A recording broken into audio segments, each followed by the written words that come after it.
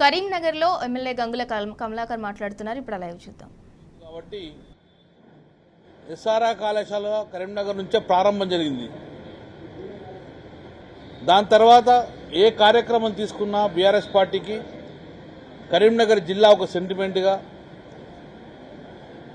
మలిదశ ఉద్యమంగా కాలయాపన చేస్తుంది. శ్రీకృష్ణ కమిటీ పేరున తెలంగాణ రాష్ట్రానికి ఏర్పాటు అయ్యడానికి కాలయాపన చేస్తుంది అని చెప్పి ఆమరణ నిరాహార దీక్ష చేస్తాం. ఇప్పటికైనా కేంద్రం కళ్ళు తెరవాలని చెప్పేసి కేసీఆర్ వచ్చుడు తెలంగాణ వచ్చుడు అని ప్రారంభం చేసింది కరీంనగర్ నగరం నుండి.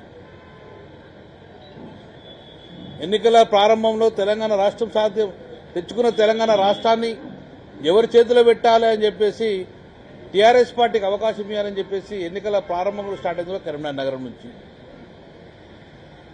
దళిత బంధు కార్యక్రమం కానివ్వండి, రైతు బంధు కార్యక్రమం కానివ్వండి, ఇలాంటి ఒక గొప్ప గొప్ప పథకాలు ఉండగా కరీంనగర్ నుంచి స్టార్ట్ అయిన తర్వాత సక్సెస్ఫుల్ అయిందని చెప్పి ఒక సెంటిమెంట్ మాకు. కాబట్టి అందుకే ఈరోజు 10 సంవత్సరాలు టీఆర్ఎస్ పార్టీ అధికారంలో ఉండి ఎన్నో గొప్ప గొప్ప కార్యక్రమాలు తీసుకొని రైతులకు రైతు బంధు కార్యక్రమం పెట్టి రైతులకు మిషన్ భగీరథ, మిషన్ కాకతీయ, కాళేశ్వరం జలాలతోటి భూమికి మరింత పంట పండించే కార్యక్రమాన్ని 10 సంవత్సరాల్లో గొప్పగా కేసీఆర్ గారు చేసిన కార్యక్రమాలన్నీ కూడా చేసిన తర్వాత ఎన్నికలు అయిన తర్వాత ఈసారి మేము ప్రతిపక్షంలో ఉన్నాం. ప్రతిపక్షాలు అయిన తర్వాత పార్లమెంట్ ఎన్నికలు కీలకం చాలా. కాబట్టి ఈ పార్లమెంట్ ఎన్నికలలో డెఫినెట్గా బీఆర్ఎస్ పార్టీ కేంద్రంలో ఉండాలి. పార్లమెంటు మా గలం వినడాలి.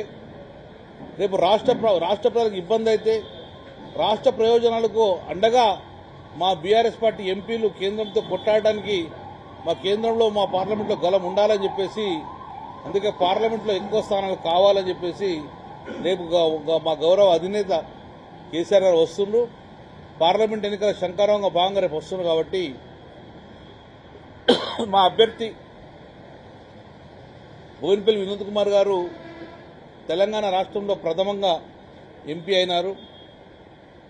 వారు అయినప్పుడు ఎంపీ అయిన తర్వాత కరీంనగర్ ఒక రూపురేఖలు మారిపోవడం, రైల్వే లైన్ కానివ్వండి, స్మార్ట్ సిటీ కానివ్వండి, హైవేస్ కానివ్వండి, ఏ కార్యక్రమం తీసుకుండగా పార్లమెంటేరియన్గా సక్సెస్ఫుల్ అయిన వినోద్ కుమార్ గారు మళ్లీ పార్లమెంట్లో ఉండాలని చెప్పేసి ప్రజల కోరిక ఉన్నారు. కాబట్టి ఆ రకంగా రేపు కరీంనగర్ కథనబేరితో పాటు వినోద్ కుమార్ గెలుపు కూడా ముఖ్యమే. కాబట్టి వారి యొక్క ప్రచారంలో భాగంలో కూడా ఈరోజు గౌరవ మా అధినేత కేసీఆర్ గారు రేపు రావడం జరుగుతుంది. కాబట్టి ఇప్పటికే ప్రజలలో రైతులలో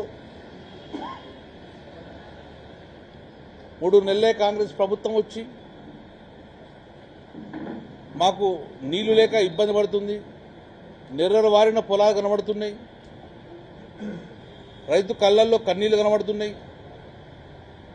ఆదుకునే వారు లేరా అనే ధోరణిలో వారికి అండగా ఉండాలని చెప్పేసి నిర్ణయం చేయడం జరిగింది.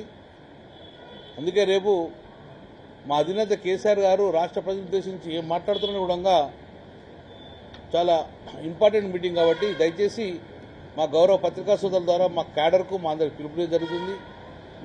మీరు కూడా మా రిక్వెస్ట్ చేస్తున్నాం. రేపు కూడా మా యొక్క కార్యక్రమాన్ని ప్రజలకు చెప్పే విధంగా మీడియా కూడా మేము ఆహ్వానిస్తూ మీ ద్వారా ప్రజలందరూ విజయవంతం చేయాలని చెప్పి మనస్ఫూర్తిగా కోరుకుంటున్నాం.